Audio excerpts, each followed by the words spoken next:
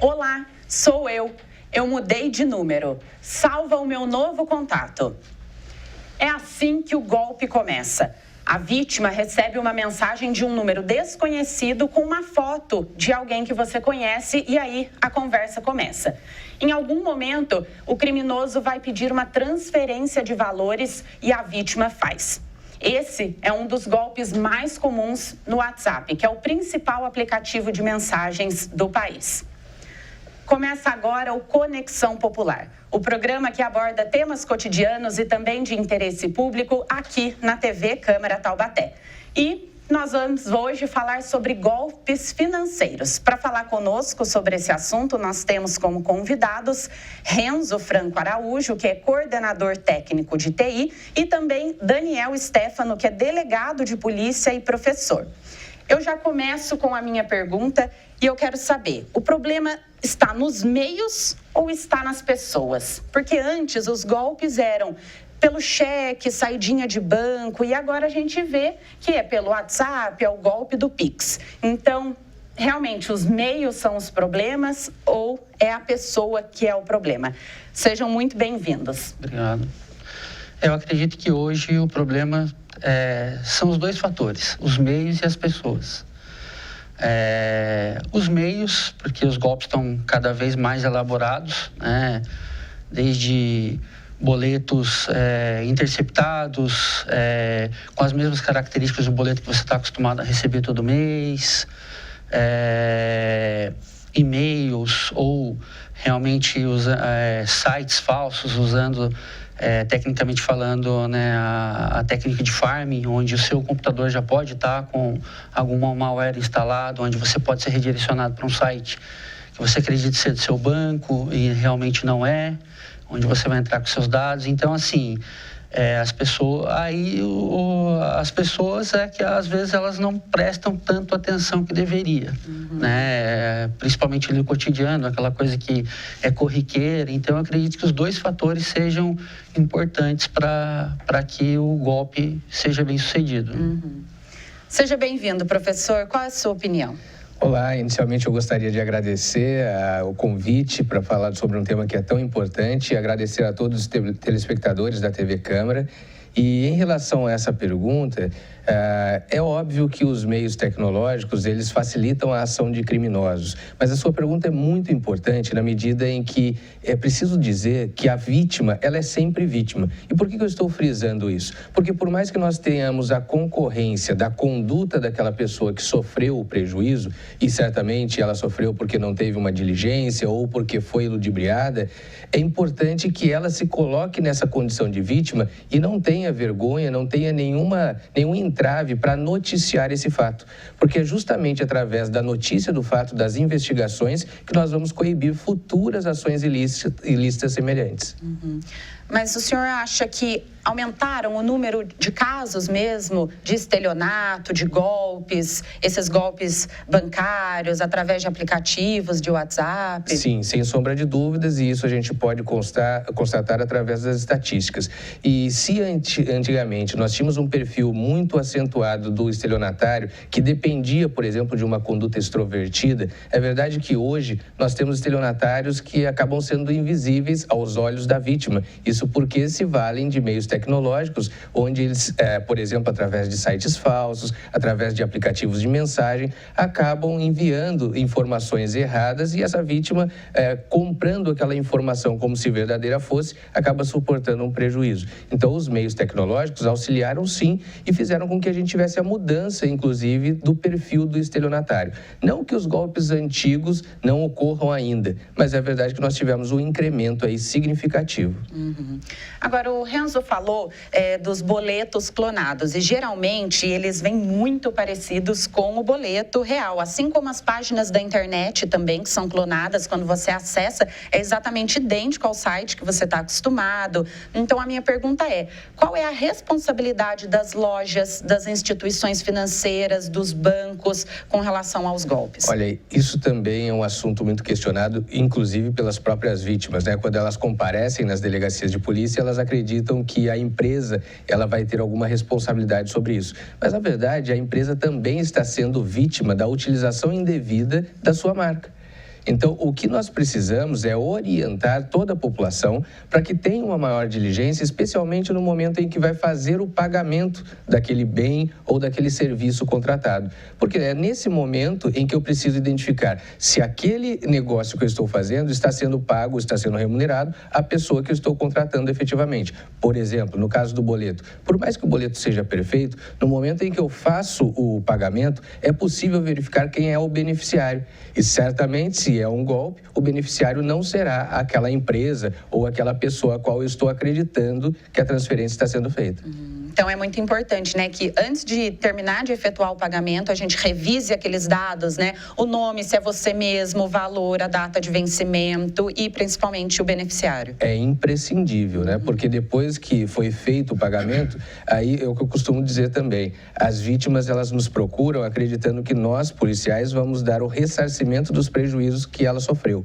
E o objetivo principal da justiça criminal, e não estou falando só da polícia, mas da justiça como um todo, é punir o infrator. E até mesmo pelo perfil do estelionatário, é muito difícil que a gente consiga fazer essa recuperação dos ativos que ele recebeu. Então, a melhor solução para que a gente possa combater efetivamente os golpes das mais variadas formas é a prevenção, e essa prevenção através da informação. Agora, Renzo, conta pra gente o que aconteceu. Você trabalha numa empresa de TI mesmo, de tecnologia da informação, e a sua própria empresa também foi vítima de um golpe através de boleto clonado, né? Sim. Conta como é que foi isso, quando que aconteceu. Não faz muito tempo, deve fazer uns 15 dias mais ou menos, um dos nossos clientes percebeu que havia pago, depois na hora da conferência, recebido um boleto nosso, né, com todas as características, o logo, exatamente como ela está acostumada a receber. E efetuou o pagamento, mas ela... acho que ficou, né, ali uma dúvida e tal. E ela foi procurar saber quem era o sacado e verificou que não éramos nós. Então, ela entrou em contato, falou, olha, aconteceu tal. Aí, aquilo, nós como também a empresa responsável por TI, auxiliamos, né, para que ela pudesse, com a documentação, porque era um órgão público também, foi fazer o boletim de ocorrência e tal. Tecnicamente, o que nós fizemos? Todo e-mail, ele tem um ID único, né? Seria um endereço, né, um número gerado na hora que é enviado, e esse número ele não pode ser alterado desde o remetente até o destinatário. E a primeira coisa que nós percebemos foi que o horário era bem consistente. Esse boleto que o cliente recebeu foi enviado através de qual plataforma? Por e-mail? Por e-mail. E ela, por exemplo, eram horas de diferença, né, do nosso envio e do recebimento. E chega exatamente clonado, por exemplo, até com o endereço clonado. O endereço era o nosso, mas os IDs das mensagens eram bem diferentes. Nossa, aí fica difícil para a pessoa identificar, né? Porque quando você recebe um e-mail de um remetente muito estranho, né? Geralmente com letras, números, ali você ainda desconfia. Hoje existe essa possibilidade de você enviar um e-mail com um certo endereço e mascará-lo com outro, né? Alguns antivírus hoje das principais distribuidoras, eles já conseguem captar isso tal, mas às vezes acaba passando despercebido. Então, esse e-mail ele foi interceptado, né? E no meio da interceptação ele foi alterado, mas assim, visualmente as características são exatas, só muda mesmo o código de barra, tal, né? Então a pessoa ali correndo acaba pagando, né? Então, isso que o doutor disse é muito importante, a pessoa ela tem que estar bem atenta, né? Para que isso não ocorra. A nível empresarial, né? Para que, como o doutor mesmo disse, que a empresa também é lesada, né? Então, também buscar formas para que ela não sofra isso e também traga mais credibilidade à documentação enviada. Hoje existem ferramentas onde o boleto é necessário uma senha para ser aberto. Algumas empresas hoje já não não mandam mais boleto via e-mail, né? Porque existem, sim, alguns malwares que ele não precisa ser interceptado. Se você baixar o boleto e deixar na sua máquina por um tempo, ele ainda já é capaz de fazer essa alteração. Então, algumas empresas já optam por portais onde o seu cliente, ele vai ter o usuário e a senha dele exclusiva, onde ele vai baixar o boleto, né, para que esse seja mais difícil esse meio de interceptação.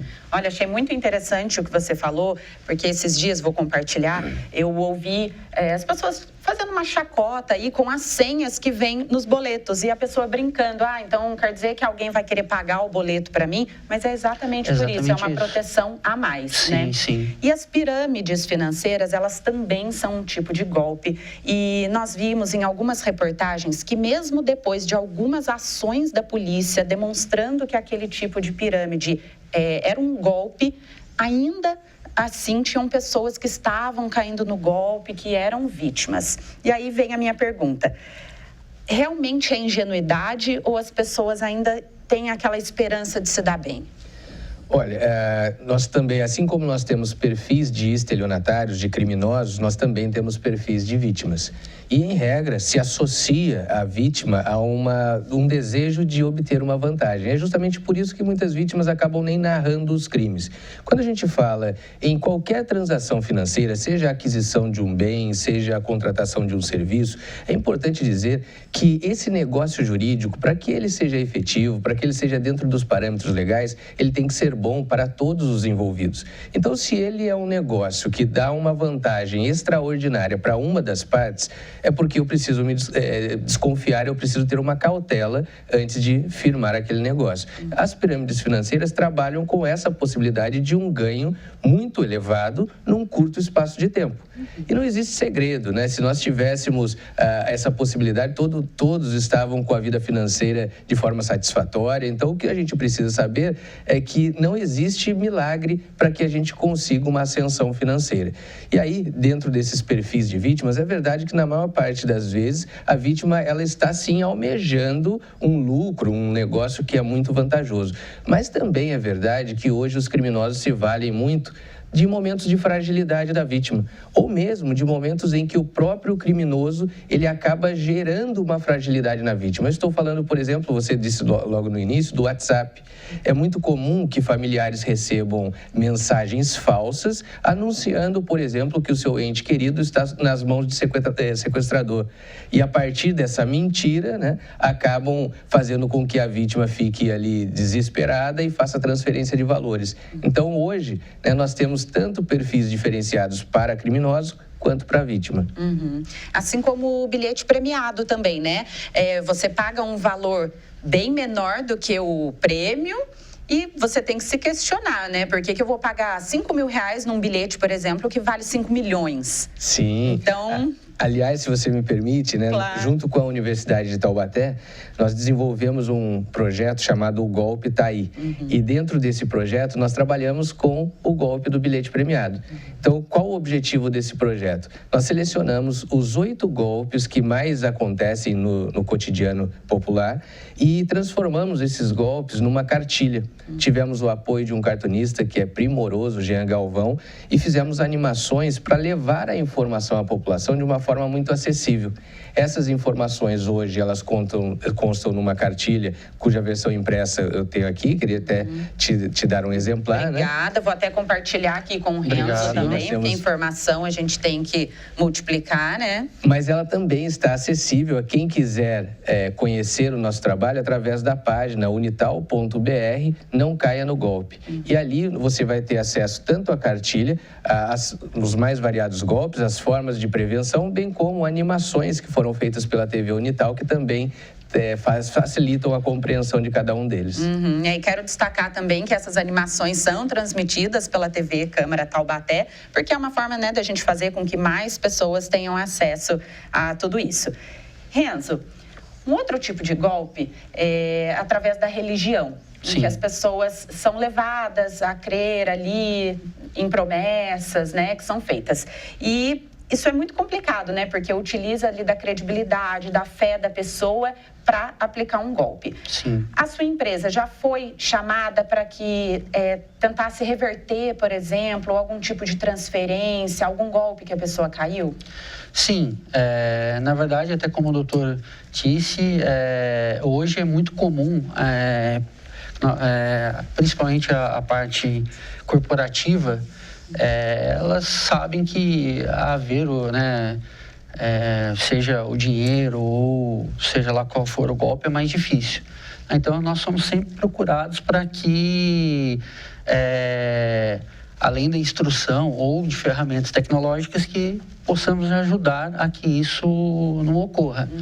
Né? Então, hoje, nessa parte, algumas empresas são um pouco mais rígidas, como bloqueio de redes sociais. Por exemplo, hoje você pode algumas empresas, são poucas, mas hoje algumas empresas elas preferem trabalhar com, por exemplo, dentro da sua rede, do seu ambiente corporativo, que nós chamamos de lista branca, as whitelist, onde os sites são abertos só aquele que o departamento de TI, junto com a gerência ou a administração da empresa libere. É muito difícil. Então, também não é ruindade com o funcionário, não. Que não quer deixar ele navegar. É também uma questão de segurança para a empresa. Sim. Porque hoje, por exemplo, principalmente os sites maliciosos, eles usam de ferramentas que também nos ajudam. Hoje, por exemplo, se você estiver navegando e fizer uma busca por algum item específico, seja uma roupa, um calçado, você vai ver que você vai estar... todo site que você abre, você vai ver coisas relativas àquilo. Então, como você disse, no caso de religião, a pessoa pode ali fazer uma busca tal, e aí ela começar a ver aquele tipo de coisa, e aquilo sempre está ali, e uma hora ou outra ela pode ser pega. Aquilo realmente pode ser verdadeiro, como não. Né? E hoje existem muitos sites falsos, né? Muitos. Uma dica que a gente sempre passa para os nossos clientes também, para todos. Hoje é difícil falar usuário, né? O usuário parece que é uma palavra meio pejorativa, né? Mas assim, por exemplo, eu preciso acessar um banco. Quase 90% das pessoas que utilizam de um computador hoje, ela conhece o endereço completo do site do banco, mas ela prefere entrar ali no Google e digitar um endereço acreditando que... vai redirecionar para o site que é verdadeiro. Que é verdadeiro. Né? Então, se você conhece, coloca. Né? Assim, são as dicas que nós damos assim, para você realmente mitigar essa ludibriação, porque hoje a internet é um mundo muito amplo. Né? Quantas vezes nós não abrimos um site em busca de uma notícia, nós saímos de lá com um monte de notícia e a gente não leu a que a gente queria. É verdade. Nós vamos agora para um rápido intervalo. Na volta, a gente vai falar sobre mais dicas para as pessoas estarem mais seguras na internet. Tá, joia. E nós vamos falar também de que forma as pessoas podem denunciar golpes. Até já, não saia daí.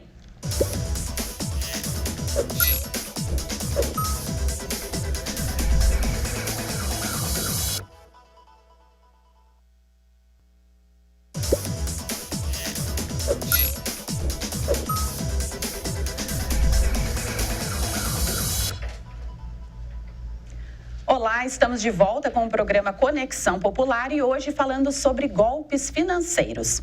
O celular se tornou, nos últimos anos, uma das formas mais usadas para comunicação, para a realização de diversas tarefas, dentre elas as transações financeiras. De acordo com uma pesquisa do Comitê Gestor da Internet no Brasil, 92 milhões de brasileiros acessam a internet utilizando apenas o celular, o que representa 62% das pessoas que têm acesso à internet. Mas, por outro lado, esse número também é preocupante. A cada minuto no Brasil são realizadas 2.800 tentativas de fraudes financeiras. Eu pergunto para o senhor, quais são os riscos da gente emprestar o nome para alguém? Geralmente, isso ocorre até num cenário ali de chantagem emocional, quando alguém da família, uma pessoa muito próxima, pede essa gentileza para a gente.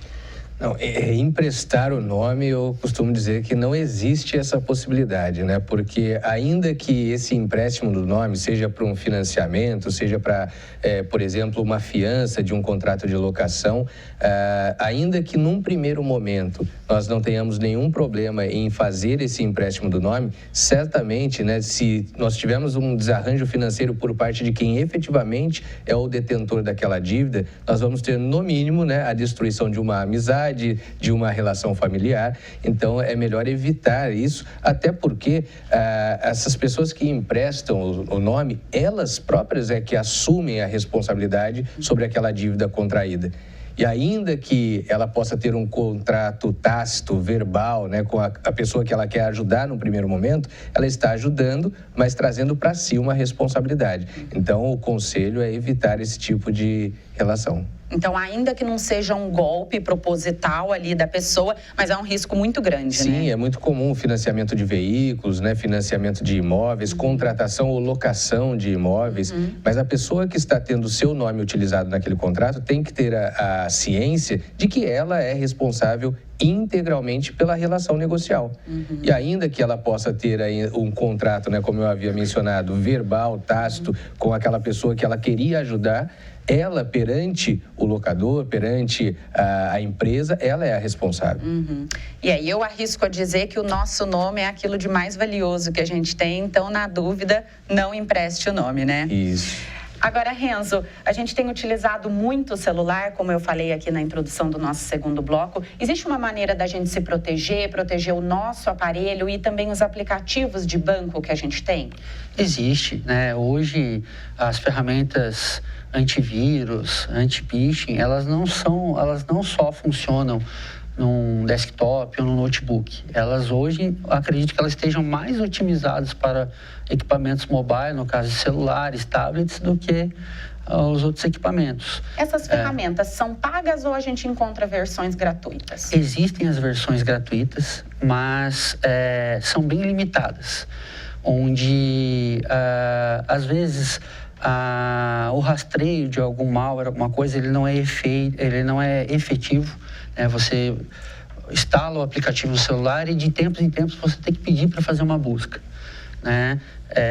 A maioria da parte gratuita, ela age dessa forma.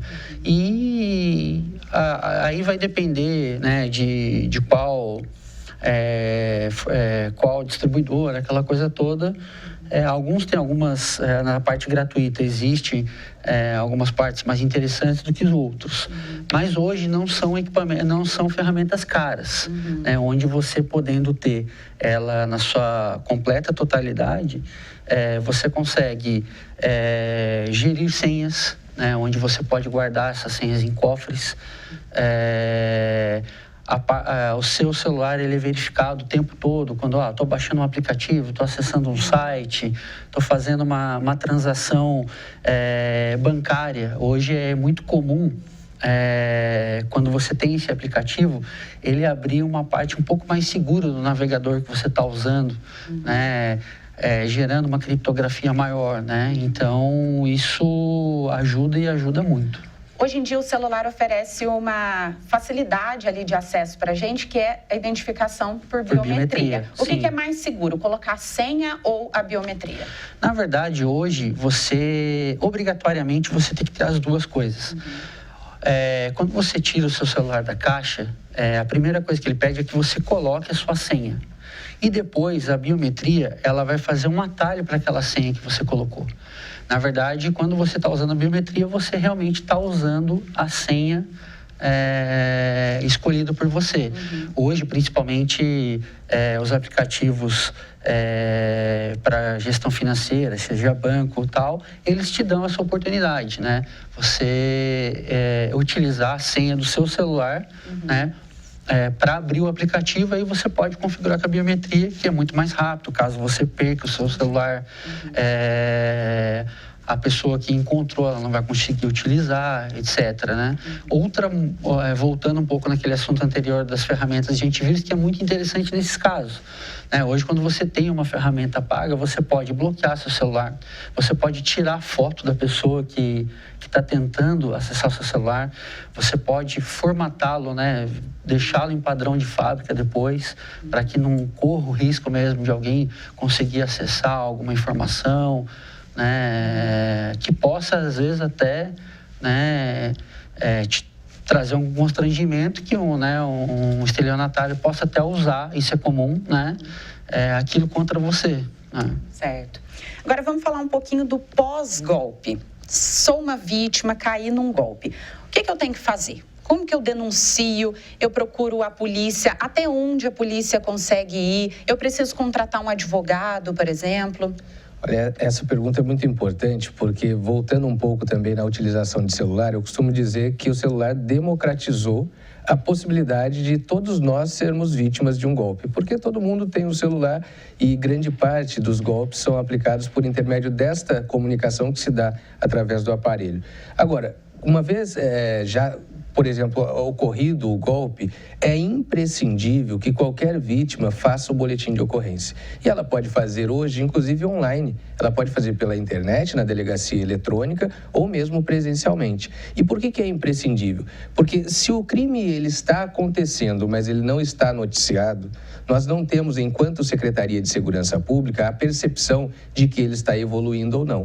E mais do que isso, todos os crimes que são noticiados, eles são investigados. Por mais que a vítima muitas vezes não saiba o resultado daquele processo criminal que foi oriundo de uma investigação, os criminosos estão sendo punidos.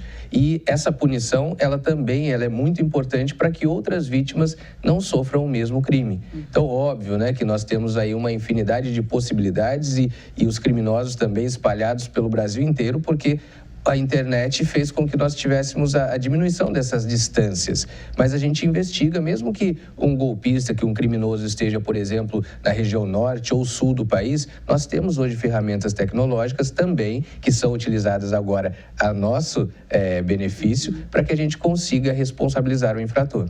Agora, a vítima, quando procura a polícia, ela quer o ressarcimento do prejuízo dela também, né? Isso sempre é possível? Não, nem sempre é possível e também fico bastante feliz de poder externar isso aqui, porque geralmente quando a vítima nos procura, o que ela quer é exclusivamente o ressarcimento dos prejuízos causados. E esse ressarcimento, primeiro que não é a finalidade precípua da justiça criminal. Então a justiça criminal ela vai punir o infrator e, se possível for, reparar os danos que a vítima sofreu. Então, por exemplo, se você foi vítima de um furto e subtraíram o seu televisor, pode ser que nós consigamos recuperar esse televisor. Mas o dinheiro, né, o valor que geralmente está envolvido com os golpes financeiros, esse dinheiro ele flui. E o criminoso, sabendo disso, ele não vai ter nenhum bem registrado no seu nome, ele não vai ter uma conta bancária onde ele deposite esses valores, então ele vai pulverizar esses valores em nome de outras pessoas, os comumente chamados de laranja, e aí fica muito difícil o ressarcimento. É possível que a vítima consiga obter êxito nesse ressarcimento? Sim, mas daí não seria na justiça criminal, seria na justiça civil. E é impensável hoje você falar para uma vítima processar o criminoso. Né? Então, justamente por essa expectativa frustrada de muitas vítimas que nos procuram, é que nós estamos trabalhando com a prevenção. É para fazer com que a vítima não caia no golpe. Mas isso não quer dizer que, uma vez ocorrido o golpe, ele não precisa ser noticiado. Novamente, eu friso, é imprescindível que a gente tenha conhecimento de todos os golpes que estão acontecendo.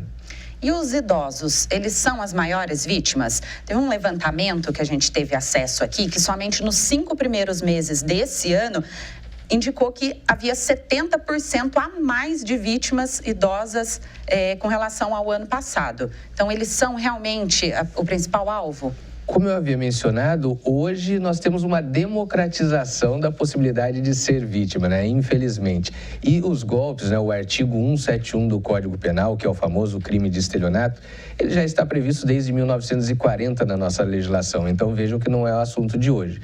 Porém, a utilização de meios tecnológicos pelos idosos, né? Essa possibilidade deles também acessarem esses meios tecnológicos que por vezes são utilizados por criminosos. E uma maior dificuldade, por vezes, encontrada por eles na utilização dessas ferramentas faz com que eles fiquem numa situação de maior vulnerabilidade. E também, pensando nos idosos, né? Hoje nós estamos percorrendo instituições aqui no município de Taubaté, os CRAS, também para levar essa informação ao idoso. E o que eu venho dizendo cotidianamente para todos aqueles que eu tenho contato é que se no momento em que ele está fazendo uma transação financeira ele tiver alguma dúvida, por favor, né? Você que está nos ouvindo, você que está nos vendo aqui pela TV Câmara, procure uma informação. Procure uma pessoa que você acredite que tenha mais capacidade. Então, não se valha daquele impulso de obter uma vantagem, né, de ter um negócio bom. Então, por favor, procure a informação e se você não encontrar um familiar, um amigo que possa lhe fornecer essa informação, por favor, se dirija à delegacia que nós estaremos ali aptos a atendê-lo. Aí, nesse caso, o bom e velho atendimento presencial é válido também, né? Na Sim. dúvida, procure uma loja física, que fica mais fácil. Sim, né? Principalmente em agências bancárias. É muito comum que idosos sejam abordados por criminosos ainda no saguão, na área de autoatendimento das instituições financeiras. E eu costumo dizer a eles também, olha, vocês têm o direito de entrar na agência e ter o atendimento presencial, seja com o caixa, seja com o gerente, e nesse particular, eu acho que é a opção mais segura a se fazer. Inclusive, é uma ousadia muito grande, né? Dentro do próprio banco, criminosos ali fazendo a abordagem dessas vítimas. Sim, uma ousadia, né? Mas que, na verdade, eles estão ali travestidos de pessoas que estão querendo ajudar, né? Uma pessoa, um idoso que está com dificuldade de manusear aquele equipamento eletrônico. Então, eles se valem disso, de uma pseudo-generosidade, né? De um altruísmo e acabam gerando um prejuízo financeiro. Agora, Enzo, dê algumas dicas para a gente, de que forma a gente pode nos protegermos melhor, o nosso celular também, quando a gente está navegando na internet. Uma dúvida que eu tenho é que em alguns sites que a gente entra, aparece um ícone em forma de cadeado, Sim. indicando que aquele site é seguro. Realmente isso é válido? Olha, aquilo tecnicamente diz que qualquer informação que você possa estar colocando ali, aquilo existe uma criptografia. O site pode ser seguro, né? Por exemplo, aquilo indica, por exemplo, na hora que for digitar uma senha, um nome de usuário, aquilo não vai ser legível para um meio, por exemplo, para uma pessoa ou por uma parte mais tecnológica, né? Por exemplo, ali ele diz o seguinte, a chave criptográfica ele sempre tem a pessoal, que é a sua, e a privada. Então, por exemplo, ali eu estou abrindo, eu estou com a chave na fechadura certa. Mas isso não quer dizer que um site malicioso não possa estar dentro de um servidor que é criptografado.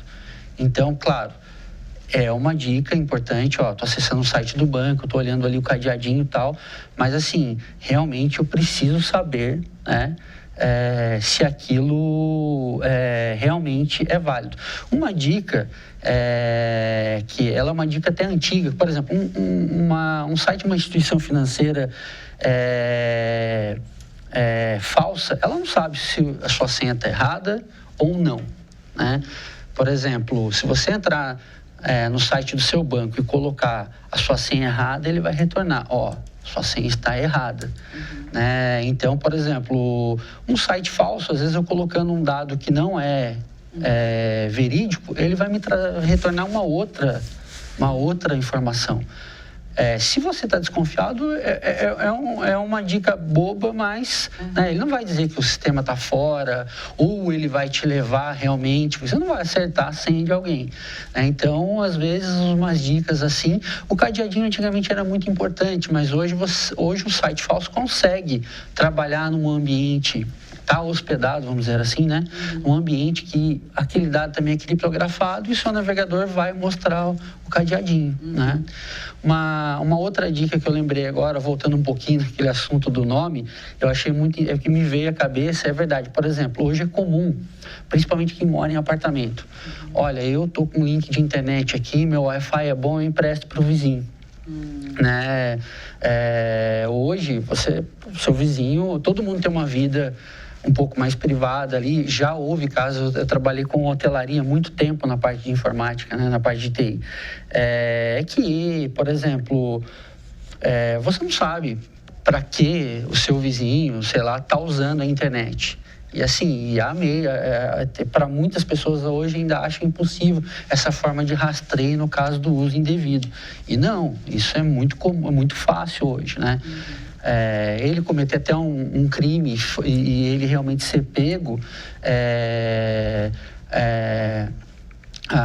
por exemplo, a justiça consegue, olha, quem é aquele IP, de quem era aquele IP, quem estava usando, qual era o provedor, e naquela hora, olha, é esse cliente. Então, assim, tem que tomar cuidado, tem que tomar muito cuidado. Sim, aí do Wi-Fi, né? Sim, sim. Bom, nós estamos chegando ao fim do nosso programa. Quero agradecer a vinda aqui, a contribuição e deixar as portas abertas da TV Câmara. Com certeza teremos outras oportunidades. Obrigada. Eu que agradeço. É muito importante. Eu acho que isso que o doutor nos trouxe aqui foi, assim, de muita valia, né? Principalmente para as pessoas um pouco mais leigas ou até idosos, tal, porque realmente hoje as coisas estão muito elaboradas, né? Então a gente tem que estar muito antenado, por mais ferramentas, por mais cuidado que a gente tome, a informação, ela às vezes é o ponto final ali que vai nos tirar de um verdadeiro golpe, né? É verdade. Obrigada, doutor. Eu também gostaria de agradecer muito a oportunidade. É sempre bom poder transmitir essas informações e evitar que a nossa população venha cair em golpes. E aqueles que quiserem conhecer melhor o nosso projeto, convido novamente a acessarem a página unital.br/não caia no golpe. E para você, empresário, para você, diretor de instituição de ensino ou outras localidades em que queiram conhecer presencialmente o nosso projeto, nós estamos à disposição, é só nos contactar. Nós estamos no Departamento de Ciências Jurídicas da Unital e também na Central de Polícia Judiciária de Taubaté. Estamos à disposição de todos vocês. Obrigado. Agradeço mais uma vez. Esse foi o programa Conexão Popular de hoje. Agradeço a sua audiência e também a sua companhia. Até mais.